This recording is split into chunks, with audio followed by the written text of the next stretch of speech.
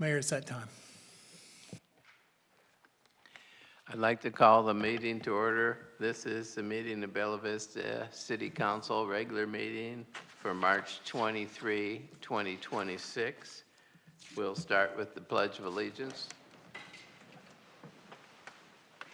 I pledge allegiance to the flag of the United States of America and to the republic for which it stands, one nation, under God, indivisible, with liberty and justice for all.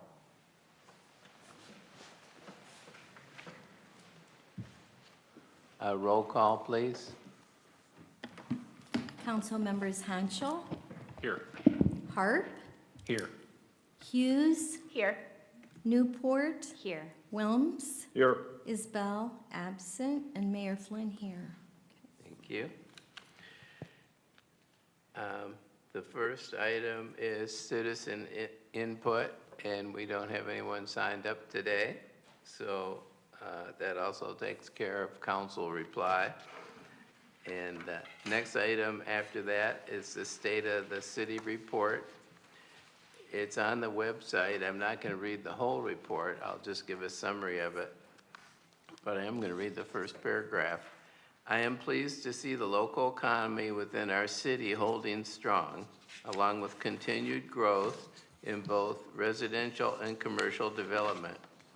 We celebrated some big accomplishments in 2025 and have seen some large-scale growth that continues to set our city apart from and far above others in our region.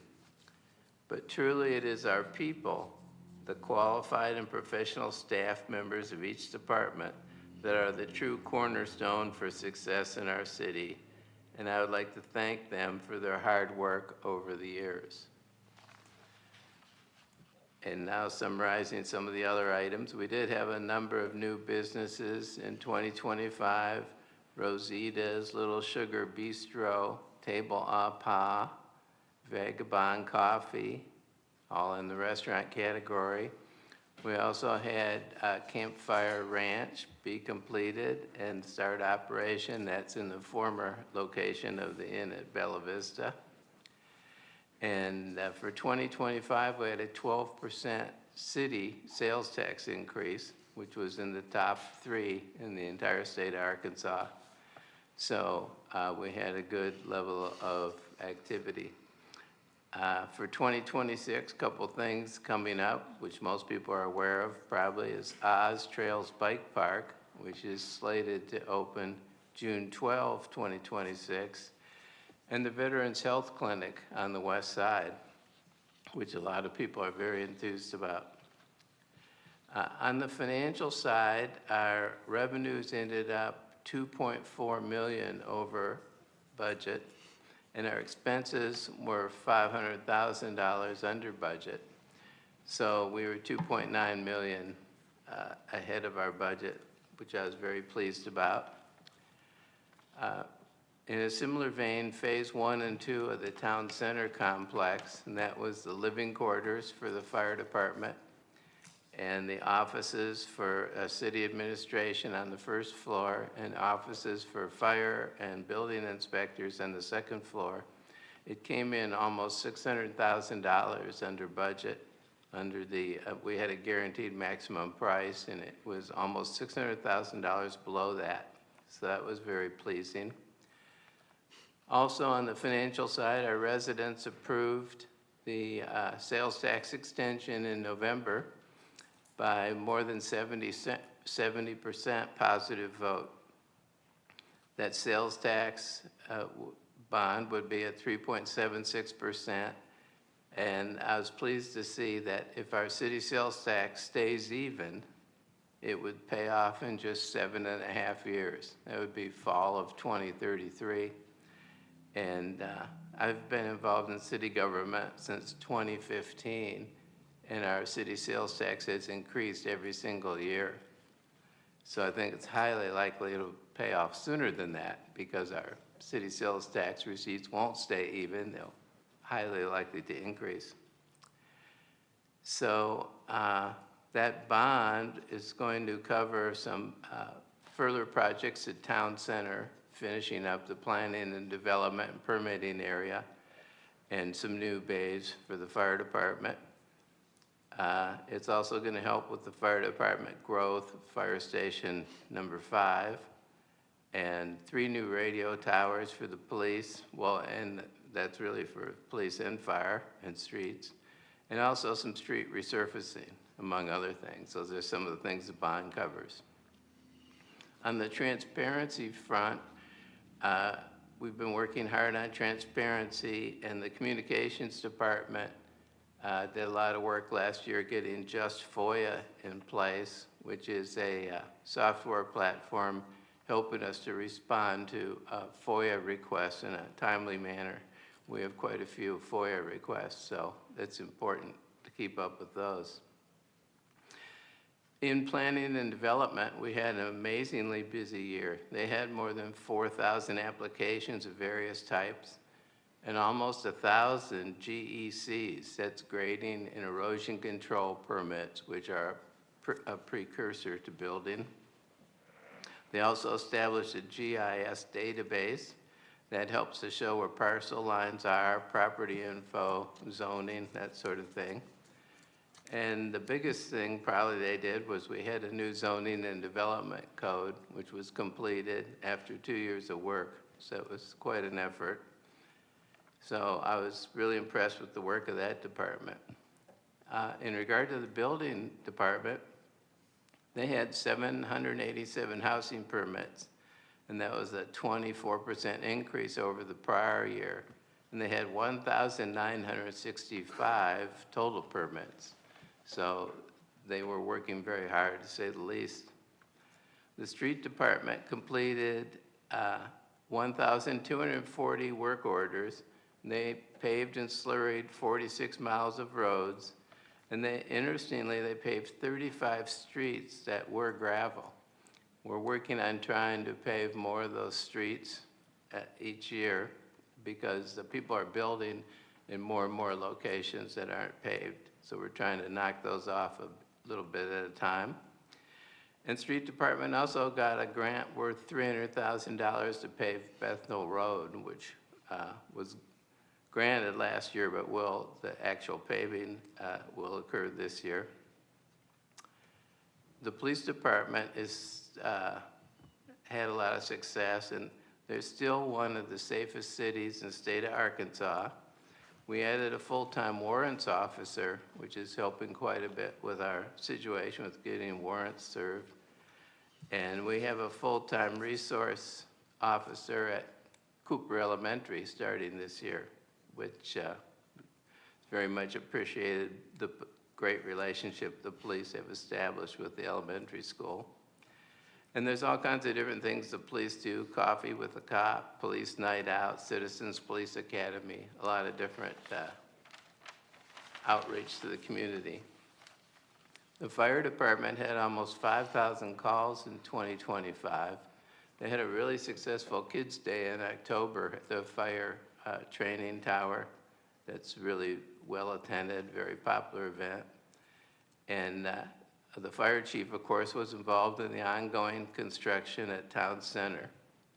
And we were able to complete the fire offices and also more recently the rehab of the 3 old bays at the same location, 3 old fire bays. In the future, of course, we have fire station number 5 coming up and the 2 new bays that are going to be located also at Town Center. The library had a great increase in programming, kids programming in particular. They established a new social area with a coffee bar. They have the Teen Advisory Board help them with remodeling the teen area.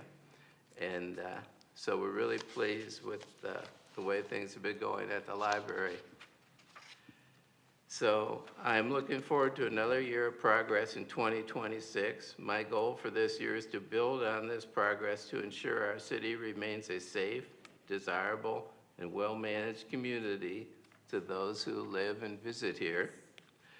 By maintaining this responsible growth, strong financial stewardship, and open communication with our residents, we will continue to move our city forward.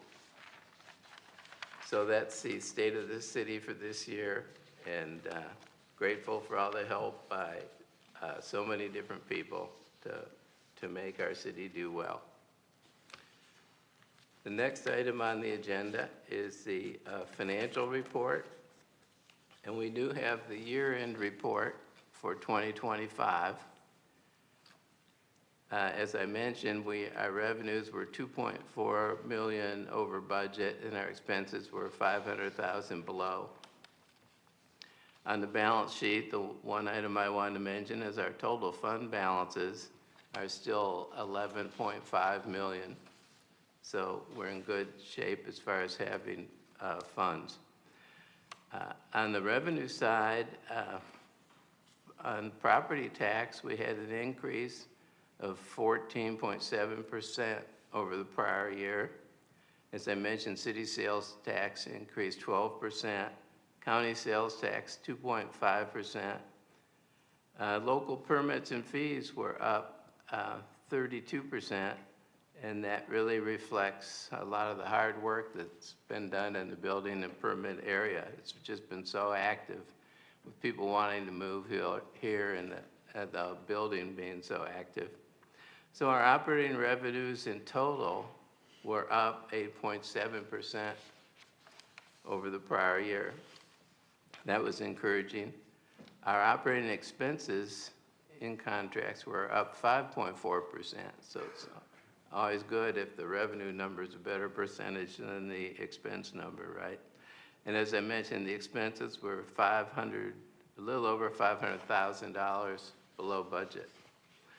So we were very pleased with how the finances went in this year, and very encouraged with the department's ability to control their costs and keep things in line. So that's the financial report. And as we move ahead, I'd like to entertain a motion to suspend the rules of order and procedure to allow all ordinances on the agenda to be read by title only. So moved. Second. It was Mr. Wilms and Travis Hart. A roll call vote. Council members Hanschel, Yes. Harp, Yes. Hughes, Yes. Newport, Yes. Wilms. Yes. Motion carried 5-0. Thank you for that. Next item is the consent agenda, which is the minutes, the audit services for $61,000, and amending the city budget so you can move funds within departments. Motion to approve the consent agenda. Second. That was Mr. Wilms and Wendy Hughes. Roll call vote on motion to approve the consent agenda. Council members Hanschel, Yes. Harp, Yes. Hughes, Yes. Newport, Yes. Wilms. Yes. Thank you. Motion carried 5-0. Next item is an ordinance, amending ordinance number 2021-23 to modify and set new development impact fees and for other purposes. I think you have all seen the package on the impact fees and the proposed increase that Tischler Bice had made. I didn't know if there was any further discussion anyone wanted. My apprehension. Mr. Wilms? My apprehension might be, is looking at some of the long-range future needs of the city and Fire Station 6 and what effect that might have if that would reduce or change the rate at all. I'm thinking that might be a little far out if we're not able to achieve it within the time window. That's my concern.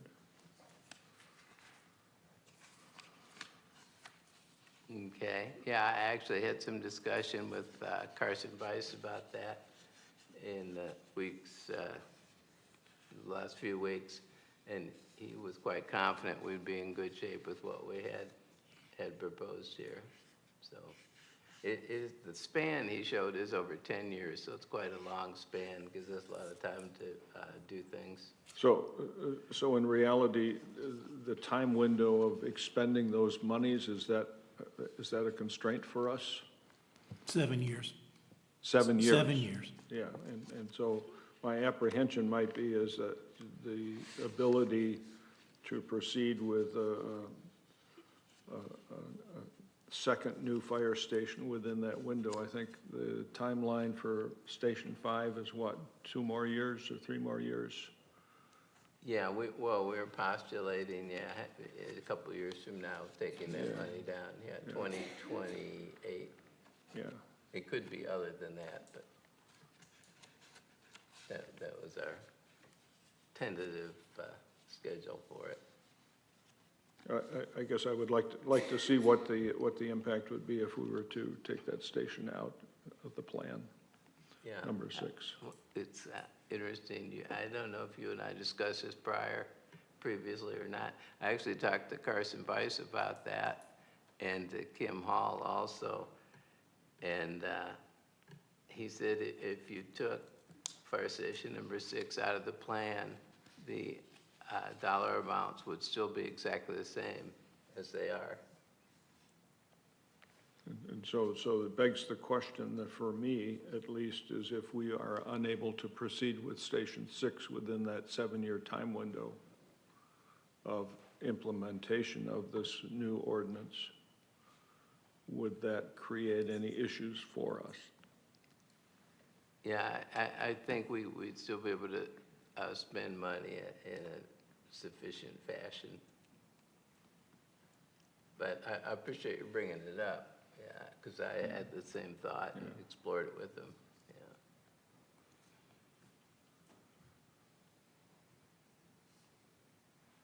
Anybody else? Do we want to talk to our consultant about that and see what the impact would be? Well, I already did talk to him, and he said that really the numbers weren't based on necessarily doing fire station number 6. They were based on the growth and what the growth justifies. That's what the funds really were based on. And I think, he's done this in a lot of cities, and they normally don't have a situation where they cannot spend the money in time. He seemed quite confident we wouldn't have a problem that way. I also talked to the fire chief about some of the items on there, the ladder truck and some of the equipment that was on there, we would get whether we did fire station number 6 or not. And that makes sense to They've me. become pretty costly. Yeah. That we got this pumper truck, or ordered this pumper truck recently, and it cost what a ladder truck cost 2 or 3 years ago.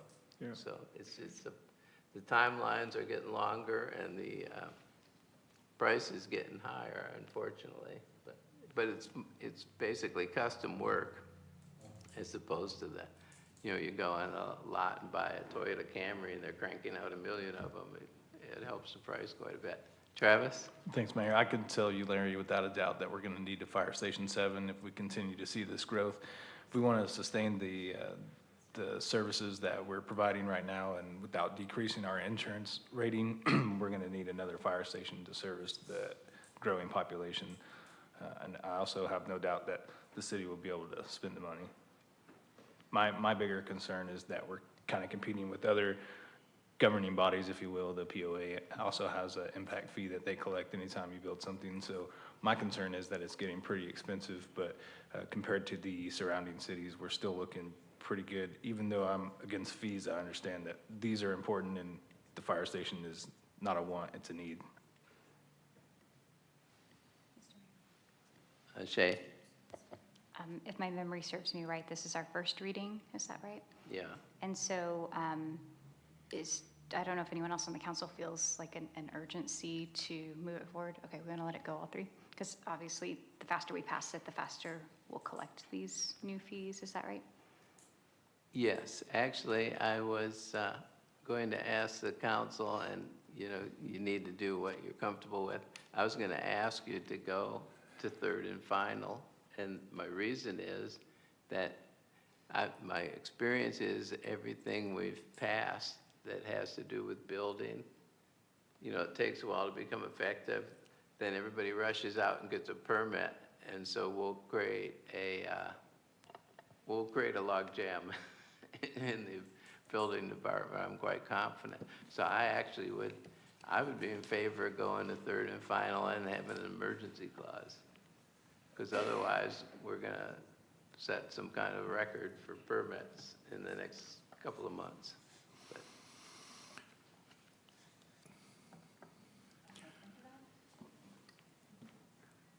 Mayor, do you want that handed out? well, if you're contemplating going to third and final, we have the emergency clause drawn up, which is a separate item from the third and final part. Right. Travis? No, I would prefer this to go to the third reading personally. I'm fine with it. So, well, why don't we first vote on the third and final, and then we can pass those out? Can't do it in that order, Mayor. So Oh, what we need okay. to do is we need to amend the proposal to include an emergency clause. And then proceed with further consideration Okay. of it. Yeah, I see what you mean, yeah. Okay, so is there a motion to add an emergency clause to the? I'll make that motion. Mayor, we've got an amendment in writing that Oh, we right. need to Yeah, why don't we pass that out? hand right? out. Did one of the, That is an emergency clause, and then did one of the councilors propose that? one of the council members will need to make that motion. Yes, sir. Yeah, I have one, thanks. Thanks. Yeah, I have one, that's okay. So if there's a desire to proceed with the consideration of an emergency clause, there'll need to be a motion to amend the proposal as presented on this piece of paper. Motion to amend the proposal as presented on this piece of paper. Great, I'll second. all right. So That Mayor, was Wendy Hughes and Larry Wilms. so there's debate on that, and then there can be Yeah, a you vote can on the discuss amendment. some more before we have a vote, if you'd like. To be transparent, I'll discuss. I had him draw this up. I was waiting to see what the comments from the public might be like. Because if people are excited about something, they come and comment. And if nobody does, then usually they're not, that means no one's excited. I could be comfortable with allowing us to continue with the ordinance as proposed to be amended for the first reading, take it up at our next meeting for action. So, Okay, so you can amend to add a proposed emergency clause and leave it and go to second reading next month with an emergency clause. You can do that. that's what I would propose to do. That's that would certainly be my y'all's decision to make. Travis? I don't see an emergency need for us to collect additional fees from development. We just passed a multi-million-dollar bond that does a lot of this. Obviously, we're talking about for an additional fire station, for additional police vehicles and those sort of things. But I think right now, I don't see an emergency personally, so I'm not in favor of an emergency clause.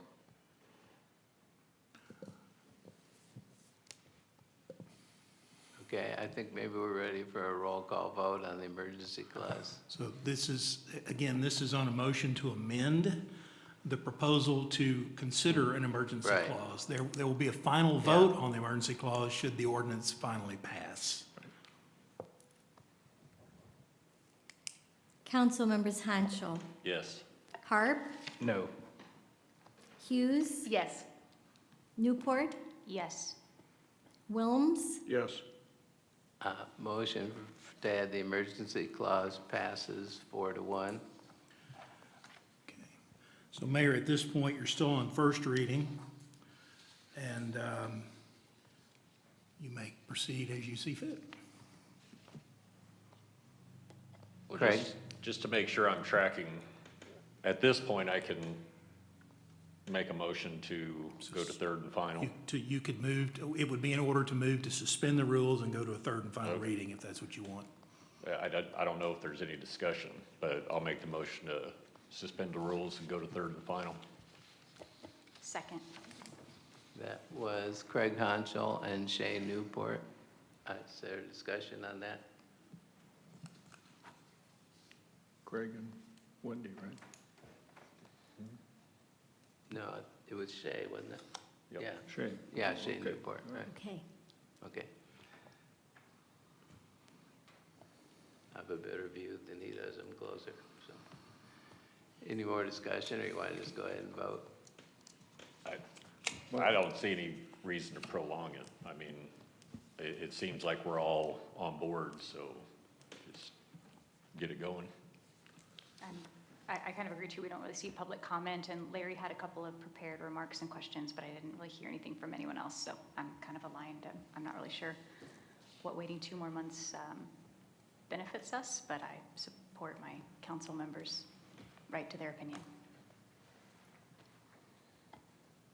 Okay, why don't we have a roll call vote on the motion to go to third and final? Okay. Council members Hanchel, Yes. Harp, No. Hughes, Yes. Newport, Yes. Wilms. Yes. Motion carried 4-1.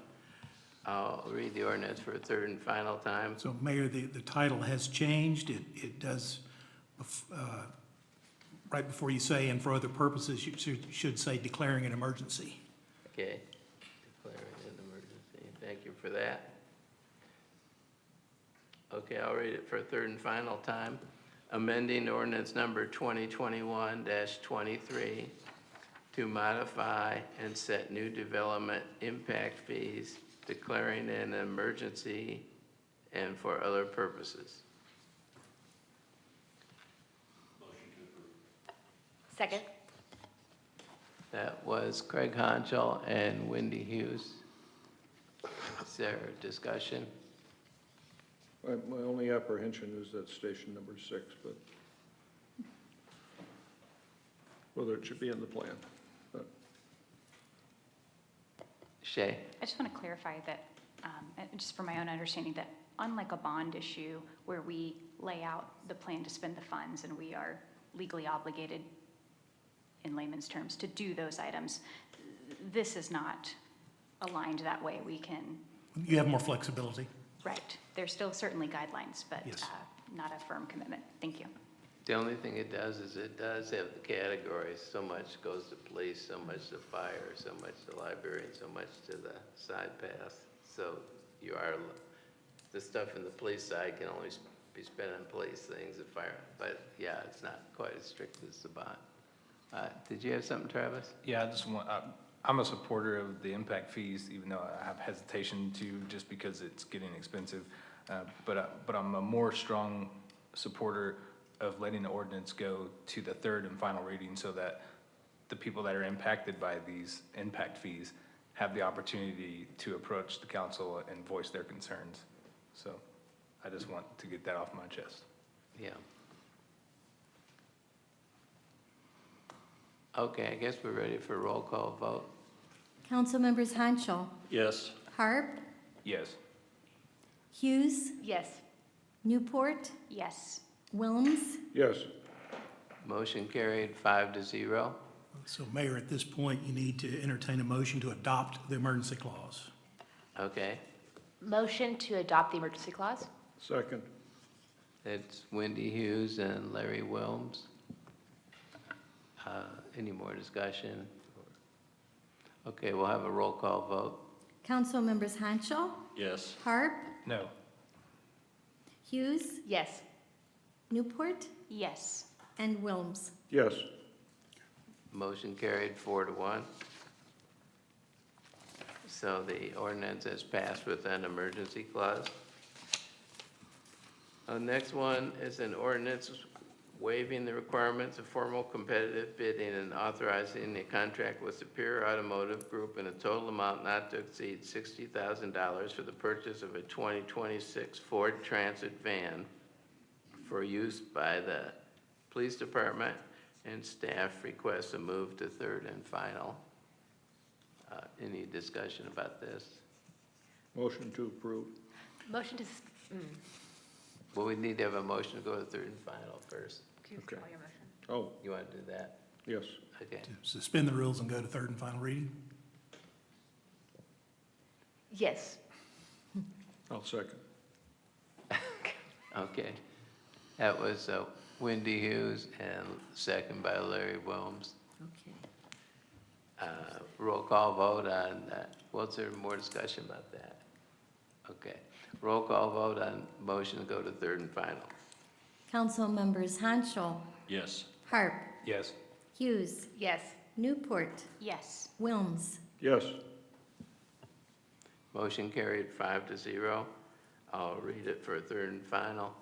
Waiving the requirements of formal competitive bidding and authorizing a contract with Superior Automotive Group in a total amount not to exceed $60,000 for the purchase of a 2026 Ford Transit van for use by the police department. Motion to approve? Second. That's Wendy Hughes and Larry Wilms. Roll call vote. Council members Hanschel, Yes. Harp, Yes. Hughes, Yes. Newport, Yes. Wilms. Yes. Motion carried 5-0. Next one is an ordinance prohibiting camping and vehicle habitation on certain public property, providing definitions, establishing enforcement procedures, providing exemptions, providing penalties, and for other purposes. Is there a discussion? Travis?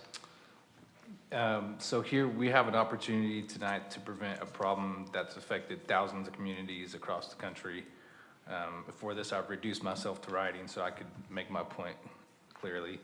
The ordinance before you, it carries zero downside and offers significant protection for our residents. It's a simple, proactive step that keeps Bella Vista ahead of challenges that other cities were forced to confront only after it was too late. And again, we could prevent a problem from ever occurring in our community. I know in the work session, many of you were quick to point out the fact that this isn't a huge problem now, but I never came up with this and never brought this to you all because I said it was a huge problem now. I think that in the future, we're going to see this become a problem. So I'm asking each of you to evaluate this ordinance on its merits and set aside any personal opinions you may have about the sponsor. Our responsibility is to look beyond today and prepare for issues that could impact Bella Vista in the future. Like in sales, they do sales forecasting. Here, we need to have strategic planning abilities. To assume that we're somehow immune to the same problems that strain cities nationwide isn't a realistic thought. We're not special in that regard, but what makes us different is whether we choose to act before a problem arrives or wait until we're reacting under pressure. This ordinance is a proactive safeguard. It costs nothing, it harms no one, and it positions our city to avoid the challenges that have burdened so many others. And all I ask for you is to give it your honest, thoughtful, and careful consideration. And if you're able to do that and you still decide not to move forward with it, I will respect that decision. Craig? I will concede. I was a bit hasty during the work session. That is one thing that I've considered with the bike park coming. And I'll be making amendments, I'm sure. But that is the one concern that I have is that I think we are going to get inundated with a lot of confused people that aren't familiar with the area and aren't familiar with the fact that we don't have a ton of hotels readily available and stuff like that. So I do understand your point, Travis, and I do apologize for coming off harsh last week. The thing that jumped out to me was just the fact, you know, if somebody's sleeping in their car, I could almost say 99% positive that's not by choice. The only thing that I would look at is just how those citations are tiered as far as like a warning, you know, and then, you know, something like that. Just have it structured to where it's not a hardship on somebody who's already in a terrible situation. So, but I do see merit to it. I think it's worth discussing, and moving, just moving on with it. So that's my thoughts. Anybody else?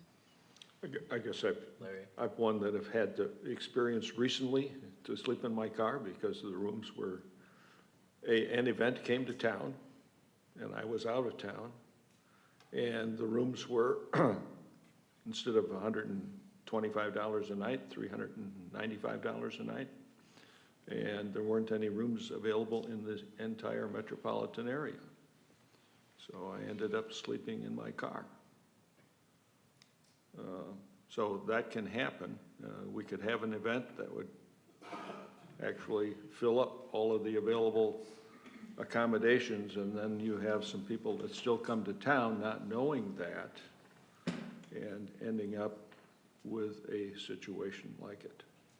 So, Travis? Thank you, Councilmember Honchel and Wilms. I appreciate that input. To your point though, Larry, I would just point out the fact that, sometimes the speed limit's 25 and I drive 30 and the police don't give me a ticket or take me to jail. They have leniency, they use their judgment, and I don't think that this ordinance is any different. I think they'll still be able to use their sound judgment. If someone's sleeping somewhere for the night, that might be different than if they've been sleeping there for a month and piling up their trash, So I feel like there's some protection in place by, the staff of the police department having good judgment and utilizing it, and having the ability from their command staff to utilize their decision-making skills. And I don't see them just hauling someone off to jail because they're broke down, or they're sleeping because they're tired on a road trip, or just for a night thing. So I feel comfortable about those concerns. do we know how many other municipalities in northwest Arkansas have a similar ordinance to this? Could we do a survey? Could we have the clerk do a survey of the areas, the communities around us here with the clerks to see if they have a similar ordinance like this in force now, and who they are and maybe what they are? I could always reach out on listserv to the other clerks. Okay. We wouldn't have to do it statewide, but just the northwest Arkansas area. Oh, okay, that's different. Benton County, as an example, Siloam Springs is a big city, bigger city.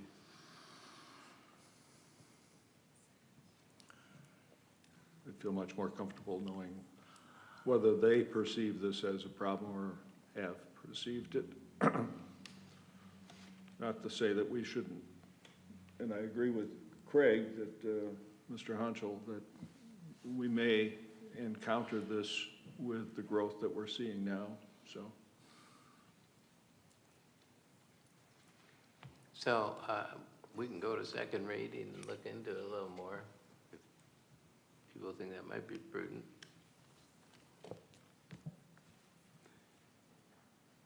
Okay, good discussion.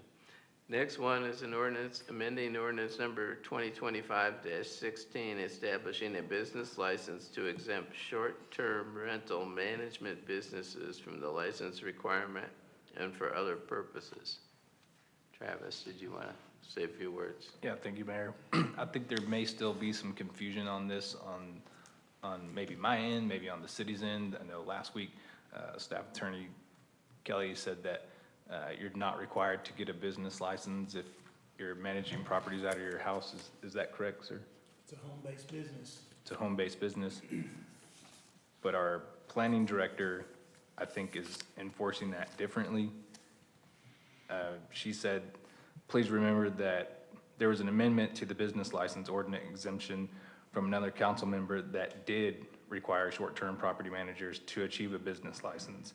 Council adopted this, and if someone's managing STR properties for other owners, they do need a business license per that amendment, even if it's a home-based business. No, she didn't say that. She was saying, there are certain exceptions in the business license ordinance. One of them, if it's a home-based business, that's an exception. And then there was an exception for short-term rentals, but that exception didn't count if you happen to manage other properties as well, which is what Mr. Williams offered. So if it's a home-based business, it's exempt. If it's not in a home, if it's in a storefront, it's not exempt. And it would not be exempt, it would not be exempt pursuant to the home-based business exemption, and it would not fall under an exemption as a short-term rental. So there's a distinction there. She's talking about ones that do not operate in a home. But I mean, I would let her speak to, as I've told you, I would let her speak to her comments, but that's how I read what she said. Okay, the one that was in question that made me bring this up is a management company based out of that person's home. Okay. And I don't know why they applied for a business license, or if they did, or if they were just asking a question. So that's curious. The city told them to, Well, in an email. I didn't, so I don't know, you know, Okay. we'll have to ask the people involved to get more particular. I'm not denying anything, but Well, I didn't think it was the council's intention to make someone who's managing properties out of their home get a business license, and so, The idea was that if that was a part of their business, but their business also included management of other properties, non-short-term rentals, they're doing a business that we would normally regulate. And so simply because they have additionally STRs wouldn't exempt them. And that was the amendment that I asked to be made, and the council supported that. So beyond the fact, if they operate out of their house, that's an issue that the planning director would evaluate based on the circumstance, and either be a yay or a nay. But if they do other properties beyond the short-term rentals, then they fall in a different category, to my way of thinking, so. I thought that your amendment, Travis, had the word exclusively in it. it does. So you're Yeah, if talking you're- about somebody who manages exclusively short-term rentals. Correct, and I really think we could just wait till next month so we can hear from the planning director. I know she's on a much-needed and well-deserved vacation right now, so she wasn't able to get back to me with clarification on this, but I read you the email that she sent me, and I interpreted that to mean that this particular property manager who manages short-term rentals out of their house, they don't have another location where clients can come, is required by this new ordinance to get a business license. So that is a part of my amendment. It would seem that clarification is needed of what the person does, really, and what they had in discussion with the planning director.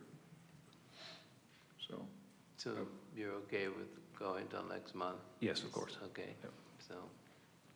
I do have a question, though. Just for clarification, when we're saying other properties, are you saying other properties, not their properties, other people's properties, or what are we? other types of businesses, commercial business. Okay, Other types of rentals. okay. Okay. So the proposal, I just want to make sure it's clear that what you have in the agenda is going to exempt short-term rentals, which it already does, and property management businesses. So it's going to exempt both of those type of businesses. That's separate from the exemption that exists for home-based businesses. They may qualify for an exemption based on that if they're doing it at home. So you could be exempt because of this, or exempt because of this, or exempt because of something else. And so they may, as long as they meet any one of those exemptions, then they're not going to have to get a business license. Well, and that's, the only issue I have with it is that when we start carving out all these different kinds of businesses, I mean, we're chipping away at the base of the ordinance altogether. And I'm not condemning, I'm just saying that I don't want to get to Jason's point. I would rather not have just a recurring, well, we're not exactly that, so we need to be isolated and separated from that also. And I just don't want to get into this cycle where where everybody keeps coming at us with, or other people may come at us with all these, special nuanced reasons why they should be, and I'm not saying it to be ugly, I'm just, that's the concern that I have, is that once we start chipping away foundationally at what was passed, we're getting completely away from what we started out with, so. But it's worth discussing. Mayor. Travis? Yeah, no, I completely understand your stance on that. The only thing is that the fire department and the planning director, how I understood their frame of reference for this was for brick and mortar businesses. One, the planning director wanted to ensure that it is zoned properly before someone takes over that business or sets up shop in that business. And the fire department, they wanted to ensure that they know when someone leaves a business or moves a business for pre-planning purposes. And if you're operating out of your house, neither one of those things are applicable. So maybe next month I'll do an amendment to my amendment and just say that if it's solely a home-based business, then you should be exempt. But I guess that's already in there. but they're enforcing it because of this amendment.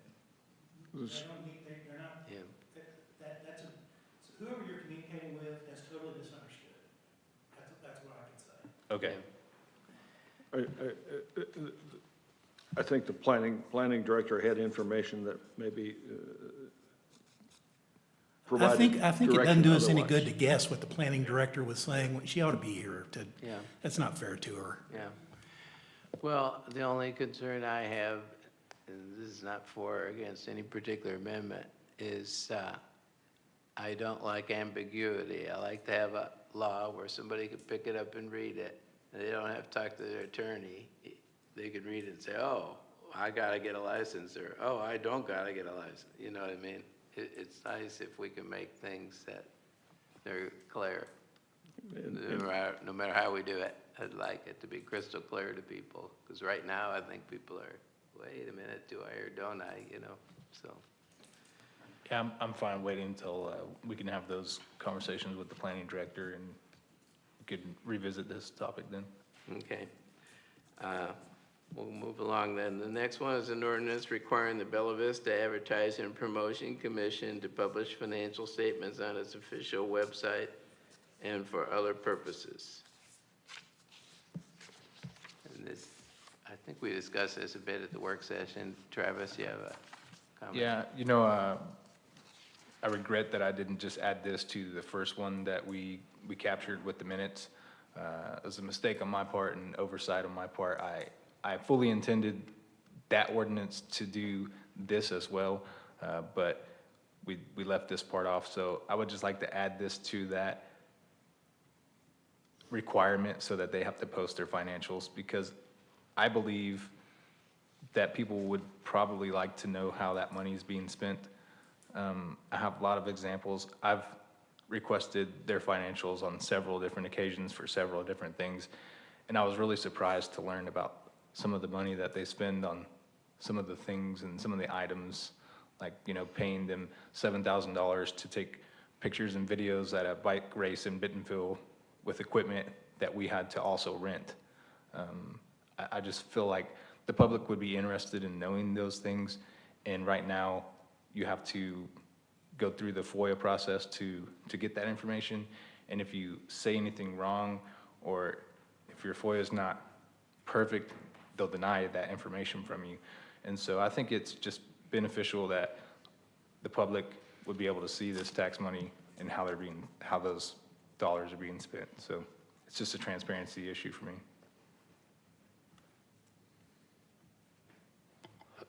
I guess the only thing Craig. I will ask is that is a FOIA For your opportunity. thing.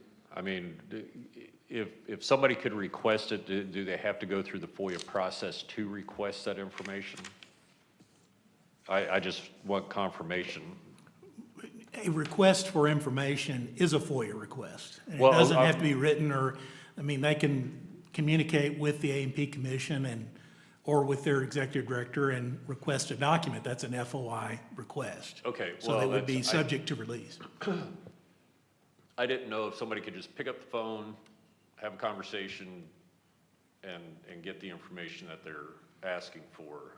And I understand you're delineating FOIA, but that's what I mean. I didn't know if it was just a casual conversation, you could obtain the information, or if you have to go through the, as Councilmember Harp is saying, that you have to fill out, you know, An exactly. FOI request can be made by phone. So someone can call, they could call Wanda and say, I'd like to see a copy of X ordinance. That's an FOI request. They may not use those words. Okay, We cannot require them to use any particular form. They may, we provide an online outlet for them to request it, but that's a freedom of information request. I can tell you, I don't represent the A&P Commission, but their financial records are public. All anyone has to do is to request them, to see them, and they would be, by the FOI Act, they would have to be presented to the requester, copy or inspection. This is to require that to be posted online for ease of access. I'll let Mr. Harp speak to it, but that's an additional step. But the documents are already public upon request. okay. Yeah, this just makes it easier for people to go and visit those financials. Have you ever FOI'd their financials? But no, but you might look at them if they were already online and available. So a lot of people, I think, would be interested to learn about the AMP's financials, but they may not pick up the phone or they may not email them to solicit that information. But if it was available to them, they may go and look. I understand the thrust behind it. I guess in my mind, it just seems a little redundant. And I'm not poo-pooing on it. I'm just saying that it just seems like if the information's there by request, then it's there. And so I'm not saying this is a terrible proposal or anything like that, and it's not a transparency thing to me. I mean, if somebody can pick up the phone, have a conversation, they can get the information they want. But I understand what you're saying. I mean, as far as just being curious or, that type thing, that could satisfy that need. So it's worth the discussion. I can't get too excited about it myself because the information is available upon request. Have you ever requested it? What's that? Have you ever requested it? I haven't had a curiosity need to do that. That's a problem, in my opinion. Maybe- That's how a lot of people feel. maybe So I a lot of should- people have no idea how this money is being spent because they don't pick up the phone. They won't send an email. So if we make it available to them, I think more people would look at that. More people would, your curiosity wouldn't be as challenging to fulfill if you could just go to the website and see it. I think more people should see how this money is being spent. And perhaps not being fully informed about the rationale for doing that may result in drawing a false conclusion on why it was spent. So, Well, like last week in the work session, you said nobody even cares about the AMP. But whenever I tried to abolish it, we had 13 people from Bentonville show up and stand up for it and say, don't get rid of it, don't get rid of it. I FOI'd all of their names from the sign-in sheet and found out that they were paid collectively $100,000 to ride bikes and make videos, and they live in Bentonville. I think that's information that the taxpayers would like to know. And nobody knows right now because you have to ask for it. And it is available if you ask. I think we should make it available without asking. So do people want to go to third and final or wait till next month or you, Travis, would you rather not go to third and final? I mean, I'm willing to have the conversation and not to interrupt, but. yeah, Yeah, no, I'm willing to keep going and maybe, okay.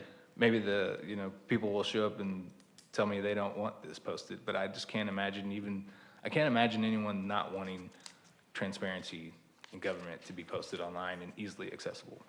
No one has ever told me, don't post that information. No one's ever said that. Yeah.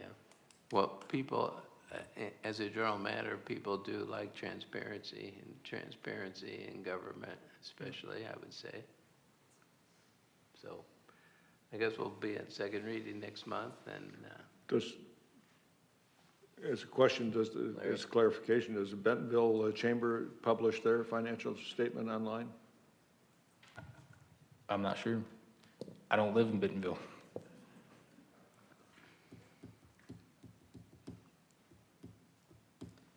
Shay? I will say with all due respect, I'm just worried, and the mood of the room feels a little bit vindictive, that perhaps if one wasn't successful in abolishing the A and P, then we might just continuously pass regulations as a form of punishment. So that's my concern. I feel like that's the line that we're close to walking here.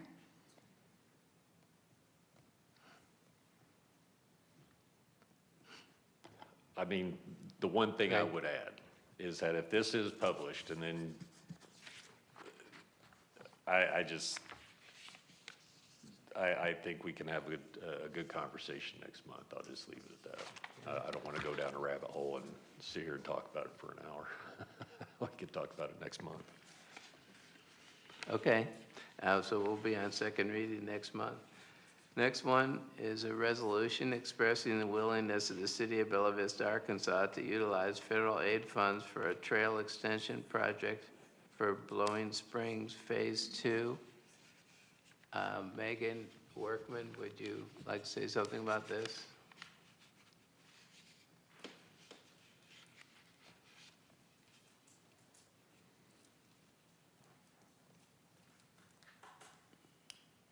Sure. Can you hear me? Okay. Essentially, this is requesting the city council's approval to submit a grant application to the Northwest Arkansas Regional Planning Commission for a surface transportation block grant in the area of $3,539,264.30.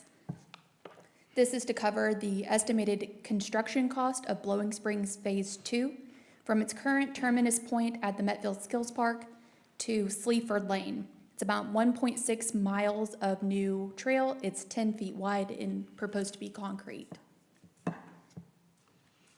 So it'd be very similar to the part of the trail we have now on Houston, and well, going from Blowing Springs up to Houston and ending at Metfield. Correct. It's Yeah. a direct extension, so there'd be Yeah. no change in width. Yeah. Do you know how many miles it is total? I was thinking it goes more than a mile once it turns onto Trafalgar.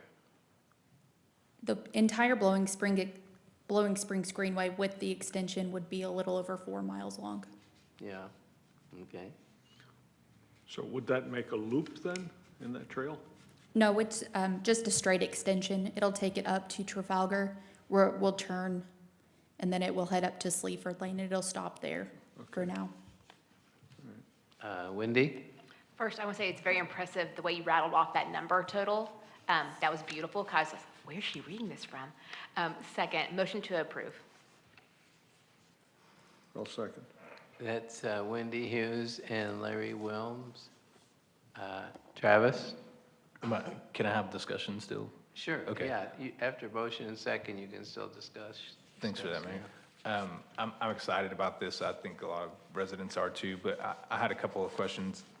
One, has the work already been started? And my other question is any of this trail or are any future trails going to be in the city's right of way or on private property? So the work for this trail, the design work has started. That was started by the Trailblazers in late 2021 or early 2022. However, they stopped work on that design when there was a lack of funding on their side. So they have agreed to turn those plans over to us, and then we could utilize them to pursue construction contracts or funding, and then hopefully contracts if it's all approved. With the location of it, there are 2 locations where a temporary construction easement is needed. So it gives workers area to work, say set BMPs or silt fences for runoff. Those will be acquired privately. The Trailblazers have advised that they would take care of those acquisitions, so none on the city side. Okay, I received a complaint that there was a soft trail on someone's property in between, so they had to walk over the trail to get to their mailbox. Did they have permission to do it in that person's property?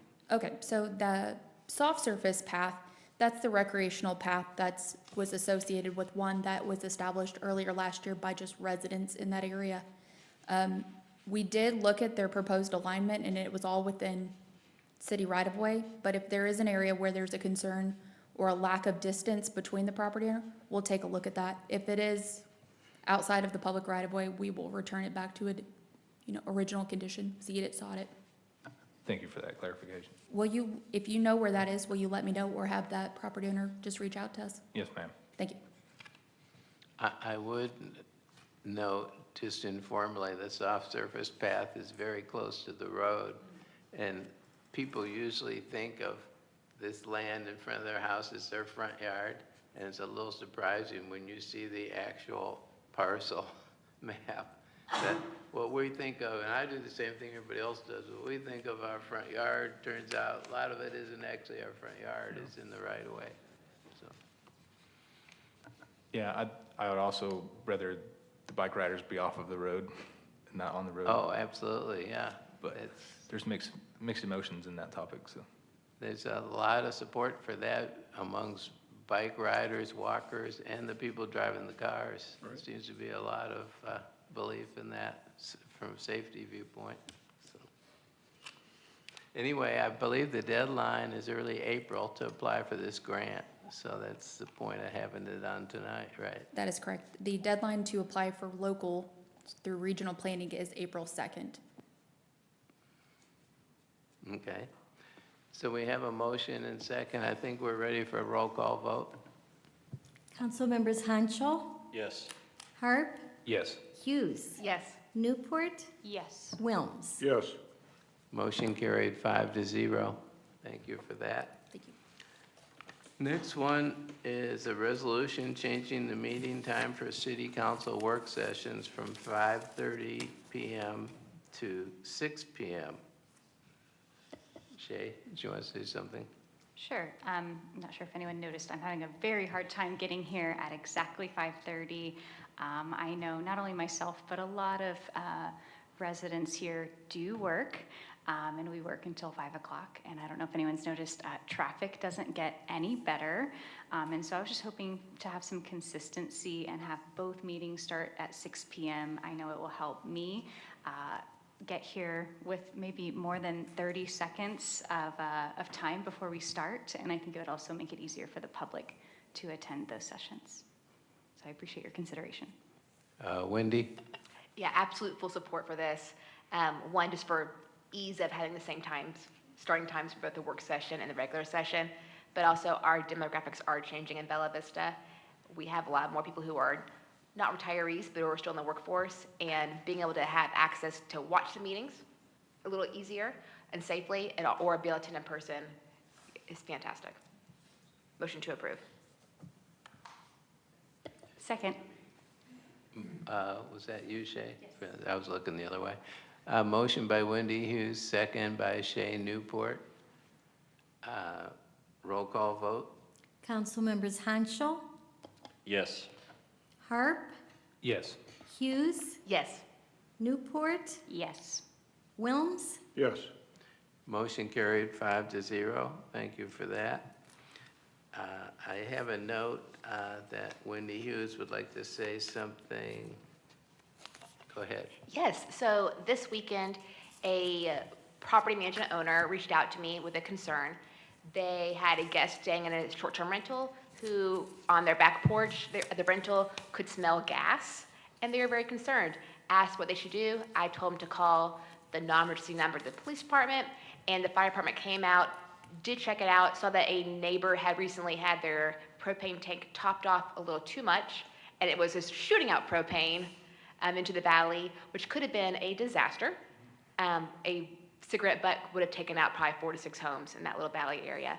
So thank you so much, one, to the property management owner who had the foresight to kind of check and see what to do, but also to the fire department for their quick work on that and making it a safe environment for everybody.